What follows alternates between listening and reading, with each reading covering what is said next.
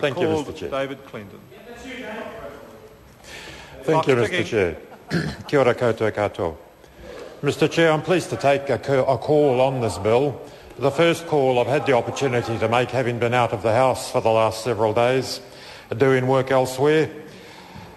While I haven't had the opportunity to speak in the House, I have had ample opportunity to speak outside of the House, because as this bill is being debated, and in particular tonight, this question of the test of proving customary right, so too is it being debated around this country. And I have been around the country quite extensively in the last week or so, and at every turn people are focusing on this debate. This debate is being watched, it is being participated in, and it is an important debate for that reason alone. I was asked the question yesterday, is there anything good about this legislation? Can you find a positive thing to say about it? The best I could come up with was that with this bill, it is likely to be the low point of this term of Parliament. It is unlikely that we will see a more offensive piece of legislation come into this House anytime soon. It is a low point. It is an offensive piece of legislation. It manages to offend Liberals. It manages to offend Conservatives. It manages to offend Māori and non-Māori. Every point on the political spectrum is opposition to this bill.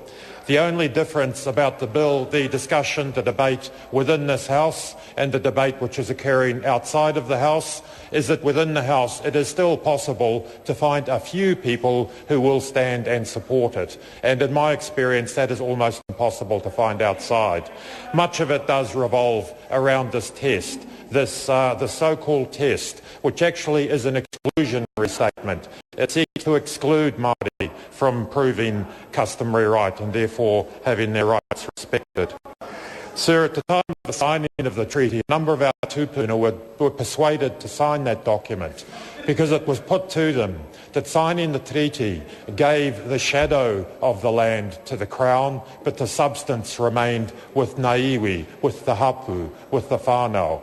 This bill very effectively reverses that. At best, Māori will have the shadow of a right. They will have the reflection, the memory of a right. They will not have the substance of that right, because this legal fiction, this nonsense of non-ownership, actually puts ownership, control, real control, in the hands firmly of the Crown and denies it to Māori.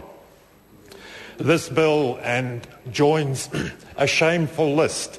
It may be instructive for members even within this House and certainly outside to go to the Treaty Resource Centre website, and there they have a very well collated list, a list of legislative transgressions of the treaty, and this bill most certainly will join that list if it is in fact passed into law.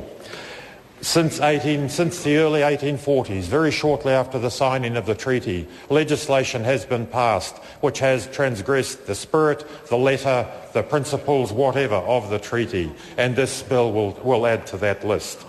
The notion of exclusive, undisturbed use and occupation is foreign to Māori in the sense that Māori are a generous people, a hospitable people.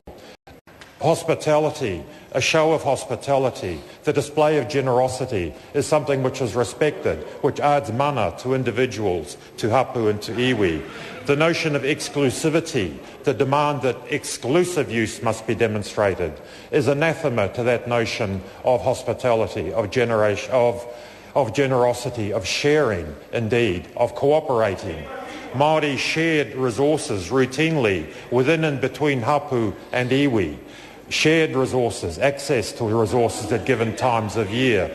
This is indeed 2010-2011, and the principle of reciprocity, of generosity, is not gone away, at least for the Māori who I know and respect. My whakapapa and my interests and my preference takes me to Taitokerau. It takes me to that place.